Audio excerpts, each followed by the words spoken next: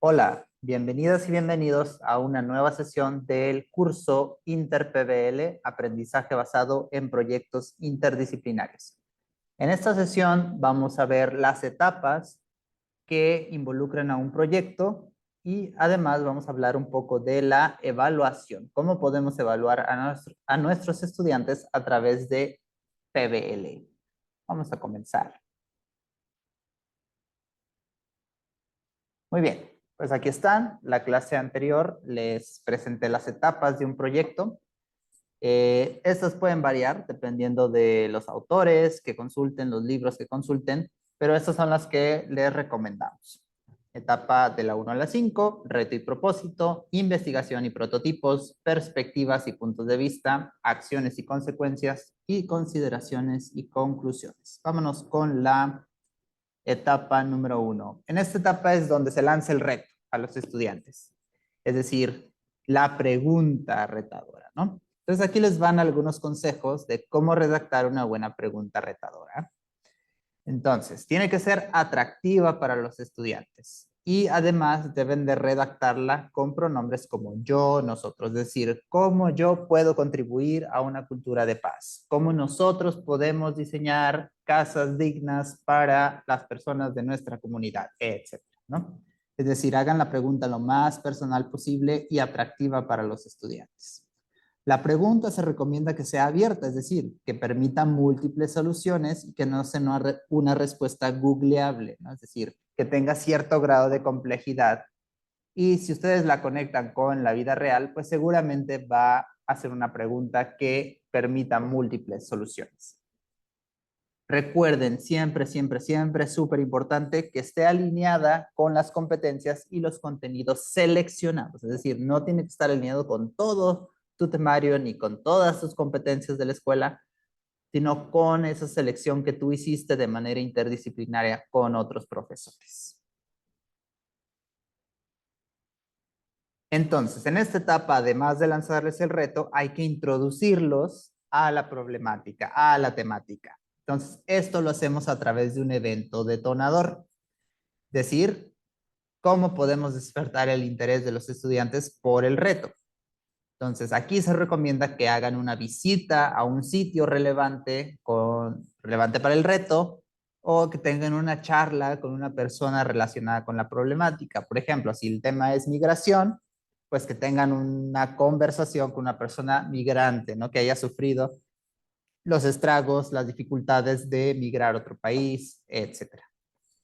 Si no es posible realizar una visita a un sitio o tener una charla con una persona relacionada con el problema, aquí podrían utilizar un video o una lectura o un audio, pero la idea es que debe ser relevante, real y conectado con su pregunta retadora, ¿no? Digamos que sería lo más deseable es una visita a un sitio donde pueden hablar o ver una situación de la vida real y en su defecto, pues bueno, a través de un video, una lectura o un audio.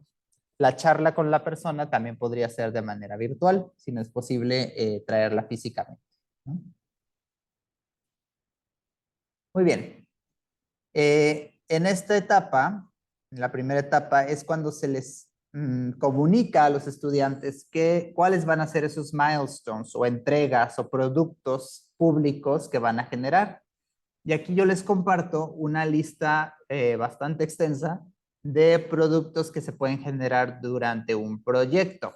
Pueden ser productos de tipo escrito, como reportes de investigación, cartas, guiones, reseñas de libro, manuales de capacitación, análisis matemáticos, blogs, estudios científicos o experimentos editoriales, ¿no? Cosas que involucren tecnología y medios, como videos, animaciones, contenido de un sitio web, o algún programa, una aplicación, cómic, podcast, presentación con diapositivas, pintura, álbum, campaña en redes sociales o storyboards, ¿no? Recuerden que estos productos no necesariamente son el producto final, aunque podrían serlo, ¿no? Pero pueden ser productos que se generen a lo largo del proyecto como evidencias o como evaluación formativa también. Pueden ser productos construidos, por ejemplo, un modelo a escala, productos de consumo, dispositivos, máquinas, vehículos, inventos, Instrumentos científicos, exhibiciones de museo, eso está muy interesante, estructuras, jardines incluso, ¿no? Que reflejen alguna temática, ¿no? O que sirvan como sitio conmemorativo a algo. Presentaciones tipo discursos, debates, defensas orales, noticieros, lo que les sugería para el proyecto de paz y bienestar, panel de discusión, representación dramática, un slam de poesía, incluso la parte artística, danzas, piezas musicales, lecciones, ¿no? O sea, que ellos den una clase, eventos públicos, convenciones, etc. Incluso cosas que sean planes, ¿no? Planeaciones como propuestas, planes de negocios, diseños, planos, presupuestos, líneas de tiempo, diagramas de flujo, etcétera, ¿no? Y todo aquello que se les ocurra que dé evidencia del desarrollo de competencias y del dominio de los conocimientos clave y que sea factible, es decir, que uno de los productos no sea desarrollen un cohete en 6 meses que llegue a Marte con 300 pesos, ¿verdad? O sea, algo realmente realizable. Muy bien, hablemos de la etapa 2. Ok, ya conocen el reto, ya les lanzaste la pregunta, ya les hablaste de los productos que deben de generar, ya tuvieron su evento detonador. Y ahora en la etapa 2 empieza pues la etapa de indagación, de investigación y del diseño de prototipos. Estos prototipos no necesariamente siempre son una cosa ingenieril, ¿no? Pueden ser prototipos, o sea, borradores de propuestas de ley, storyboards, etcétera, ¿no? Todo lo que sea como el proceso para ya la solución final. ¿Y qué podemos hacer para garantizar que nuestros estudiantes comprendan el reto y que han analizado múltiples posibilidades? Pueden usarle el Rand chart para organizar el proceso de indagación y de conocimiento, el QFT o Question Formulation Technique, la técnica de formulación de preguntas, para generar y organizar el conocimiento. Pueden aplicar quizzes, dar mini lecciones, sobre todo para revisar conceptos fundamentales. Pueden realizar entrevistas de empatía, visitas a la biblioteca, dedicar tiempo a la lectura, ¿no? En nuestras clases les podemos dar ese tiempo. Pueden incentivar la toma de notas, de referencias, que elaboren mapas mentales, mapas conceptuales, etcétera. Todo esto que les permite organizar la información de su investigación y realizar actividades de retroalimentación entre pares, ¿no? Por ejemplo, el Gallery Walk, que ustedes ya conocen. Muy bien, entonces ahora quisiera que dedicaran un tiempo de construcción, es decir, con todo esto que hemos estado viendo, el análisis del proyecto, estas etapas, piensen en cómo podrían mejorar su pregunta detonadora. ¿Cuáles serían esos productos principales que quieren que esos estudiantes elaboren? ¿Cuál sería un buen evento detonador que incentive la indagación, la generación de preguntas, que incentive esa motivación para los estudiantes, para que se involucren? ¿Y qué estrategias utilizarían para la etapa 2? Es decir, para toda esa etapa de indagación, ¿qué harían? ¿Qué tipo de mapas mentales les dejarían? ¿Qué tipo de actividades de aprendizaje? ¿Qué tipo de lecciones les darían o clases les darían para que aprendan los conceptos clave, por ejemplo? Todo eso piénsenlo y hagan las mejoras pertinentes a sus borradores de su proyecto. Entonces puedes pausar el video ahora y dedicar un tiempo a trabajar en esto. Muy bien, continuamos. En la etapa 3 es súper importante la visita de los expertos. Aquí es un buen momento para que los expertos vengan y le den nuevas perspectivas y puntos de vista a los estudiantes, ¿no? La idea es que traigan expertos que estén conectados con el problema. Ellos no deben de darle la solución a los estudiantes, solamente deben de funcionar como una guía y para dar retroalimentación. Entonces hay que preparar también previamente a nuestros expertos para que jueguen el papel apropiado, ¿no? Que no vayan y, perdón, y les resuelvan la vida a los estudiantes, ¿no? Queremos darles apoyo, no darles la solución. Y estos expertos pues deben de entender el contexto, el nivel educativo al que se van a acercar y las expectativas de los estudiantes. Por eso les digo que hay que hacer una preparación previa, ¿no? Por expertos, no nada más hay que limitarnos a científicos o ingenieros o políticos expertos, ¿no? Toda aquella persona que sea relevante para el proyecto es un experto. Por ejemplo, el migrante, ¿no? En el caso del proyecto de la migración, todas aquellas que han sido afectadas por la problemática, es decir, si el tema es cambio climático y es deforestación, pues las personas, por ejemplo, que viven cerca de un bosque pueden ser los expertos porque conocen de primera mano la problemática, ¿no? También aquí incluimos a activistas, ¿no? Sociales y ambientales que han estado trabajando la problemática desde sus trincheras. Para la etapa 4 es súper importante que los estudiantes analicen cómo va a afectar su solución en la vida real. Es decir, ok, ya hicieron su indagación, ya hicieron su propuesta de solución, ya les dijeron gente del mundo real que pues ahí va bien y todo, pero ellos tienen que analizar y pensar, ok, si esto lo implemento, ¿cuáles pueden ser las consecuencias? Tanto positivas como negativas, porque a veces cuando hacemos una solución a algo, terminamos descomponiendo otra cosa, ¿no? Entonces hay que incentivarlos a que hagan ese análisis complejo de, ok, puedo estar solucionando algo, pero ¿cuáles podrían ser esas consecuencias, tanto a corto, mediano y largo plazo, de implementar esta solución en la vida real, ¿no?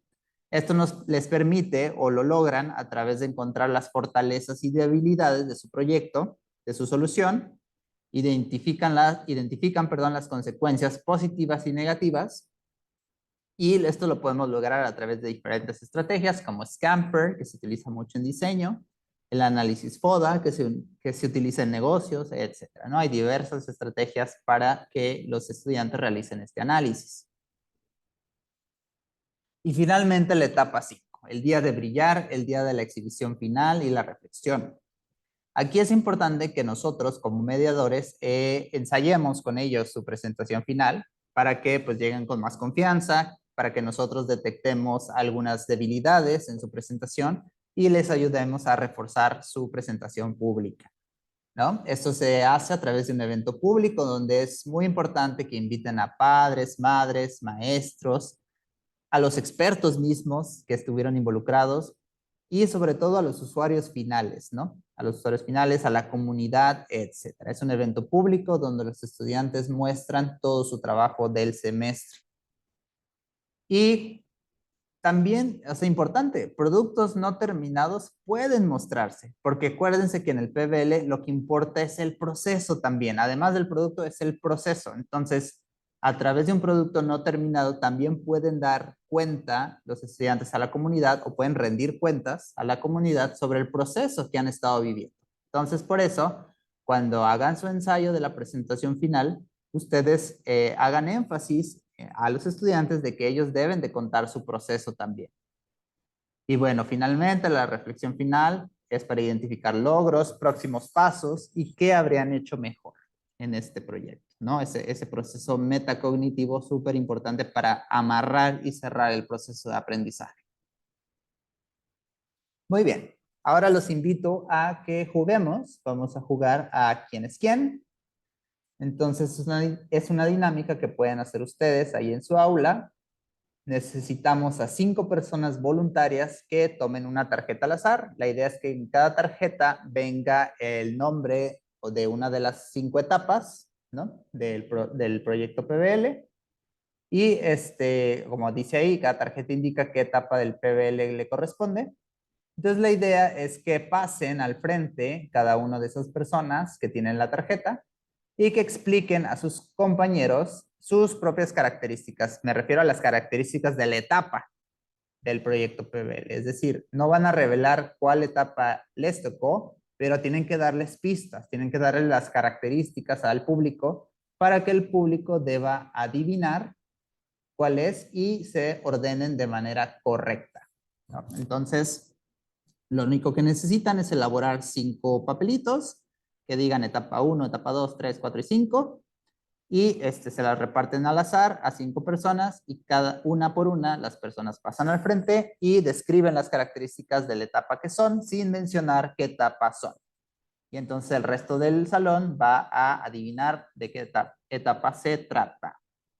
Bueno, entonces diviértanse. Esto es para reforzar los conceptos de las 5 etapas del proyecto PB. Pueden pasar el video ahora para realizar esta actividad.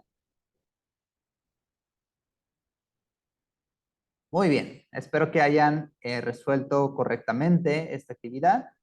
Vamos a continuar. Y súper importante, recuerden siempre que hay que centrarnos en las competencias y conocimientos clave. Toda actividad que hagamos, toda intervención educativa tiene que estar centrada en el desarrollo de las competencias y conceptos. Puede estar muy bonito el proyecto, muy emocionante, pero si no hacemos la conexión con competencias y conceptos, va a estar un poco flojo ese proyecto, ¿no?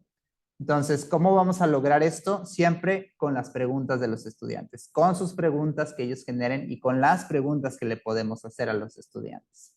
Siempre, siempre con evaluación formativa. Este va a ser nuestro termómetro que nos va a ir diciendo si se están logrando, si se están desarrollando o no las competencias y si se están comprendiendo los conceptos y si los están aplicando. Y sobre todo la reflexión. La reflexión va a ser importante, tanto la reflexión propia del maestro como de los estudiantes.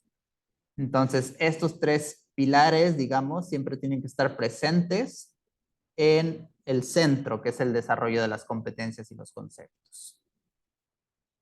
Muy bien, vamos a entrar entonces a la evaluación formativa, es decir, hay que ver a la evaluación no solo para el aprendizaje, más bien, hay que verla como evaluación para el aprendizaje versus la evaluación del aprendizaje. Recuerden que cuando evaluamos el aprendizaje, estamos evaluando qué tanto se logró, es decir, un trabajo terminado. Mientras que cuando evaluamos para el aprendizaje, estamos evaluando un trabajo en proceso y nos permite tomar decisiones para mejorar y alcanzar el mayor logro posible. Entonces, cambiemos un poco ese paradigma de que la evaluación no solo debe de ser del aprendizaje, sino también para el aprendizaje. Entonces, en esta evaluación tenemos que encontrar un balance entre evaluar lo individual versus el equipo, evaluar los contenidos temáticos versus las competencias, evaluar desde la figura del profesor o evaluar desde la auto y la coevaluación, ¿no? Aquí es donde también empoderamos a los estudiantes a través de la auto y la coevaluación. Y encontrar también un balance entre exámenes y quizzes, que son muy tradicionales, y también entre evaluaciones de desempeño, es decir, qué tanto es capaz de realizar cierta acción un estudiante, ¿no? Entonces, un balance no quiere decir que eliminemos las del lado izquierdo, sino que las balanceemos con las del lado derecho. Muy bien.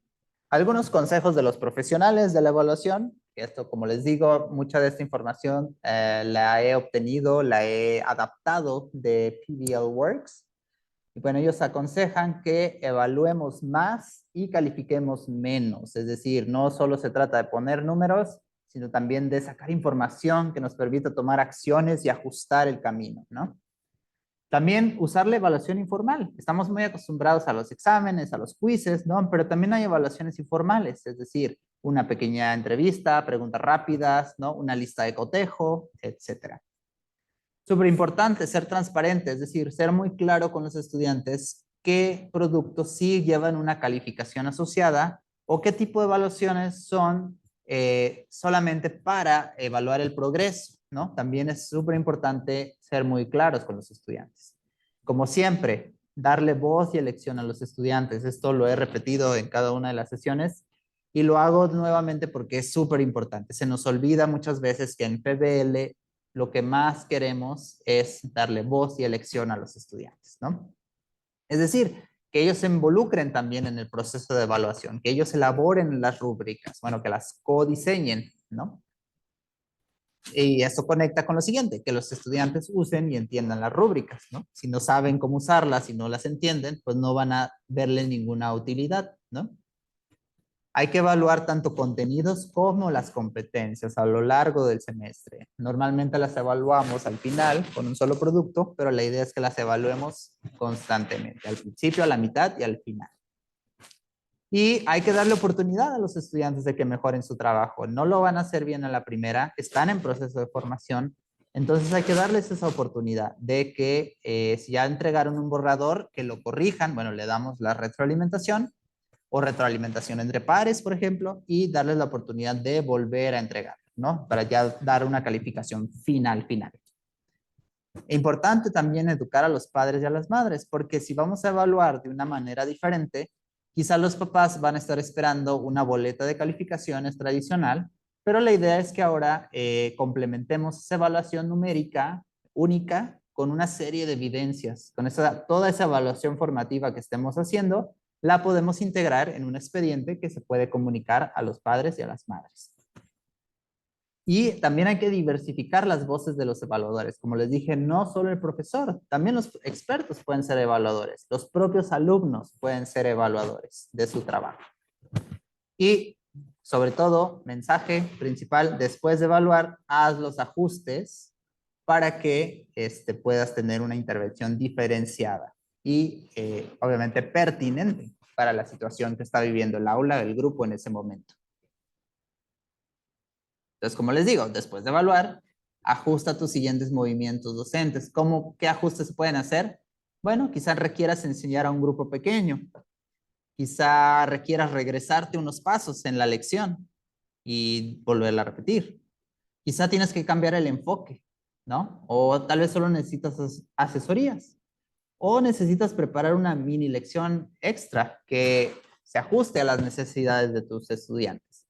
Entonces, piensen como un jugador de ajedrez. Un jugador de ajedrez, pues sí conoce una teoría, conoce las aperturas y todo, pero necesita ir ajustando conforme el oponente o el rival va haciendo otros movimientos. No puede jugar de libro de texto siempre, ¿no? Necesita evaluar la situación y necesita hacer ajustes en su estrategia. Lo mismo para los docentes. Pensemos que somos jugadores de ajedrez, que estamos analizando el panorama con la evaluación y que necesitamos hacer ajustes sobre la marcha.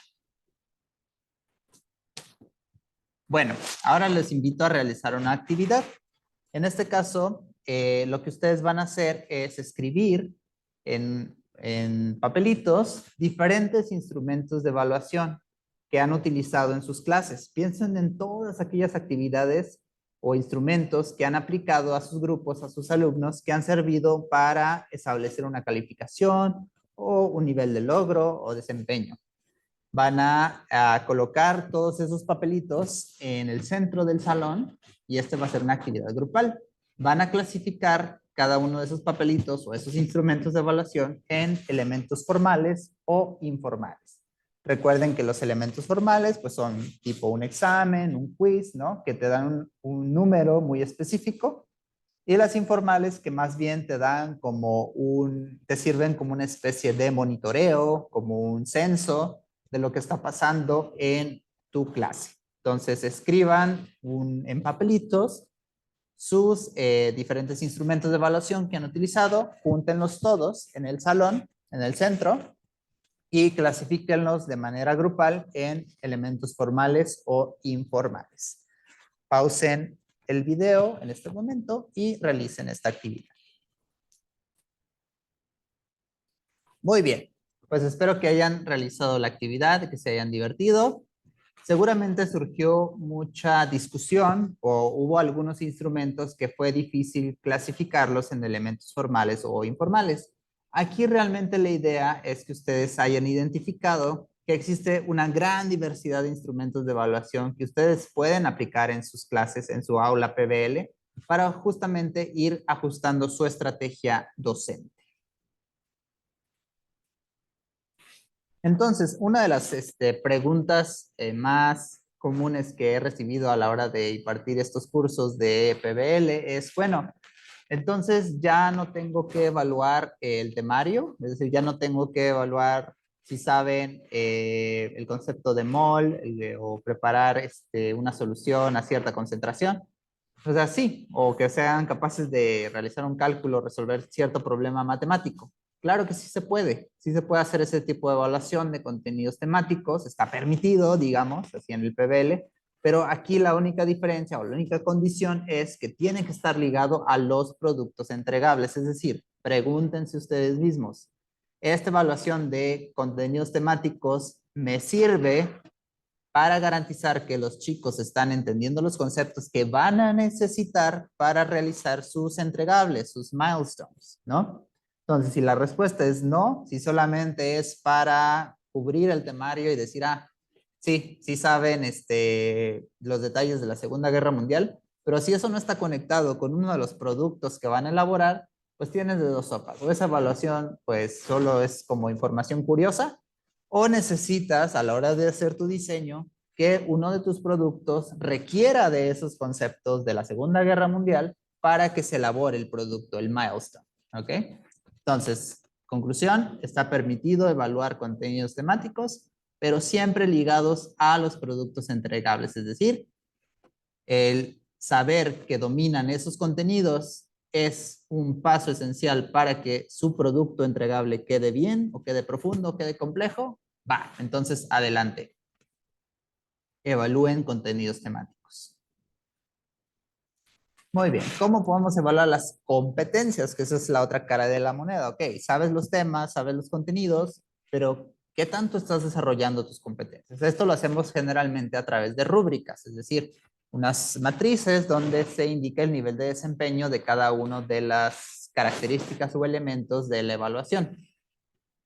Lo recomendable es que no evalúen muchas competencias al mismo tiempo, ¿no? Para que pueda ser realmente enfocado. En su evaluación de competencias pueden incluir evaluación informal, observaciones, etcétera, ¿no? Lo que ustedes ya vieron en su ejercicio.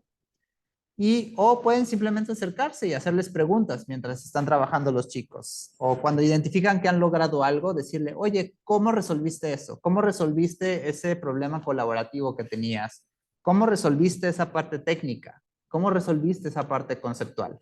Si el alumno es capaz de identificar cómo lo hizo, cómo lo resolvió, esa es una evidencia de que están desarrollando las competencias, ¿no? Les recomiendo mucho que hagan los chicos auto y coevaluación también, a través de las rúbricas puede ser. Y se recomienda también para ustedes profesores, para simplificar el trabajo y también para identificar realmente cada alumno cómo se va desarrollando, que evalúen más de manera individual que grupal. Aquí puede un poco chocarles la idea porque esto del PBL es muy colaborativo, etcétera, pero justamente para evitar esas situaciones donde estudiantes, hay uno o dos estudiantes en un equipo que realmente no hacen mucho y los demás hacen todo, eh, díganles a los estudiantes que la evaluación es prácticamente toda es individual, aunque la elaboración de los productos sea grupal. Esto les va a garantizar también un seguimiento más personalizado de sus estudiantes. Se les puede pedir, por ejemplo, si están entregando un producto como el cortometraje del proyecto de Paz y Bienestar, ese es un producto colaborativo. Pero si asociado a ese cortometraje tú le pides un reporte o una reflexión individual, tú de esa manera puedes identificar estudiantes que están contribuyendo más o menos al proyecto. Y eso sí lo puedes asociar a una calificación. Recomendaciones con las calificaciones, ¿no? Porque al final de cuentas, el sistema educativo sigue exigiendo una boleta de calificaciones, así que aquí algunas recomendaciones. No le asignes un alto valor al producto final. Recuerden, importa mucho el proceso, no solamente el producto, ¿vale? Las calificaciones basadas en desempeños individuales, lo que estábamos mencionando, ¿no? Incluso consideren la posibilidad de no calificar los productos por equipo, ¿no? Una posibilidad. Ahora, importante, separa las calificaciones para el contenido temático de las relacionadas con las competencias. No trates de evaluar con un examen, por ejemplo, las competencias. Entonces, tienen que ser rubros separados. Asigna calificaciones a productos terminados, no al trabajo en proceso o a los borradores. Es decir, borradores y trabajo en proceso sirven de evaluación formativa para ajustar, para tomar decisiones, pero una vez que ya entregan el producto final, obviamente después de sus etapas de retroalimentación, ahora sí hay que asignarle una calificación, ¿no? Y hay que involucrar a los estudiantes en prácticas justas de calificación, es decir, el codiseño, ¿no? Codiseño de rúbricas, codiseño de criterios de calidad, etcétera, ¿no? Para que ya no haya conflictos de, pues es que yo pensé que tenía que hacer esto, pero no. O sea, tú mismo diseñaste la rúbrica, así que tú sabes cuáles eran las expectativas del proyecto. Muy bien. Ya para finalizar, quisiera hablar un poco de cuál es nuestro papel.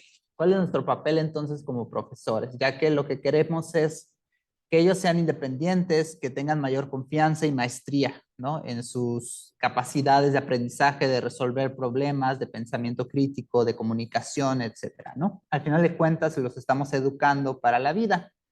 Entonces, a mí me gusta esta imagen de la bicicleta porque imagínense que los estudiantes deben de desarrollar la habilidad de andar en bicicleta por sí mismos para poder llegar hasta donde ellos quieran llegar, ¿no? Con la fuerza y las habilidades necesarias para llegar lo más lejos posible. Nuestro papel entonces es colocarles esas llantitas de apoyo, ¿no?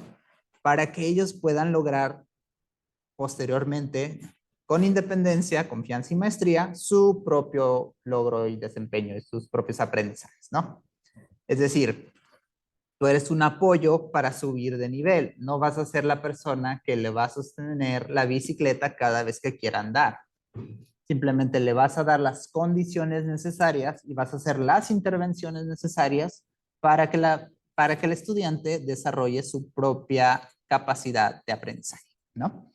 Entonces, lo que vamos a hacer es discutir en grupos pequeños qué estrategias utilizan ustedes o pueden utilizar ustedes para apoyar el aprendizaje de los alumnos. Es decir, cuáles son esas llantitas que ustedes pueden ponerle a los estudiantes para que desarrollen y para que aprendan. Puedes pausar el video ahora y realizar esta actividad con tu grupo. Muy bien. Pues esas estrategias pueden ser diversas, ¿no? Pueden ser dar ejemplos, poner modelos, acercarles material de lectura, dar asesorías, ¿no? Que ellos mismos les expliquen a otros, etcétera, ¿no? Entonces hay una gran diversidad de intervenciones, utilizar metáforas, analogías, etcétera. Todas esas intervenciones sirven para dar ese apoyo para que los estudiantes suban de nivel. Entonces, cuando ponemos esas estrategias de apoyo, bueno, nosotros en el TEC utilizamos esta plataforma Canvas, pero bueno, la que ustedes utilicen, Google Classroom, etcétera, no sobrecarguen de recursos sus plataformas de aprendizaje, ¿no? Porque generalmente queremos como papás o como mamás sobreprotectoras darles todo, ¿no? Aquí están todas las herramientas, aquí están, si te atoras en esto, aquí está esto, ¿no? Si te atoras en esto otro, aquí está esta otra estrategia, ¿no? Entonces hay que dejarlos un poquito, que se tropiecen, que sufran, digamos, un poquito en su proceso, para que justamente ellos de pronto encuentren las maneras de resolverlo, ¿no? Nosotros sí vamos a intervenir, pero también hay que estar como observando un poquito desde afuera, a ver hasta dónde pueden llegar ellos solitos, ¿no? Incentivarlos a que ellos encuentren sus soluciones, ¿no? Ya cuando los veamos muy, muy, muy perdidos, pues ahora sí ya, intervenimos, ¿no? Pues bueno, me gustaría cerrar nuevamente esta sesión con una reflexión final. Escríbanme o escríbanse a ustedes lo siguiente. Hoy aprendí que, sin embargo, me pregunto, aún así me siento optimista porque, ¿ok? Recuerden que la metacognición también es súper importante en el aprendizaje de nuestros estudiantes y también de ustedes. Muy bien, pues muchas gracias. Atrévanse a lo desconocido. Yo soy Joaquín Ramírez. Nos vemos en la siguiente sesión de este curso llamado InterPBL, aprendizaje basado en proyectos interdisciplinarios. Muchas gracias.